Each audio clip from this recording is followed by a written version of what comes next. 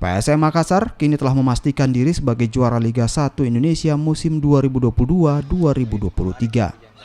Sejumlah prestasi juga telah dibukukan PSM Makassar, salah satunya mengorbitkan sejumlah pemainnya masuk ke dalam timnas Indonesia. Ketangguhan sejumlah pemain PSM Makassar membuat sejumlah klub Liga Indonesia mulai melirik sejumlah pemain PSM Makassar. Bahkan, rumor yang beredar, ada 5 pemain PSM Makassar yang kini diincar klub lain di Liga Indonesia.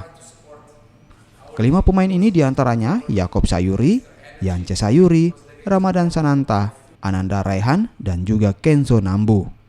Bahkan, Yaakob Sayuri mengaku sudah banyak klub Liga 1 sudah menghubunginya dan juga kontraknya di PSM Makassar berakhir tahun ini.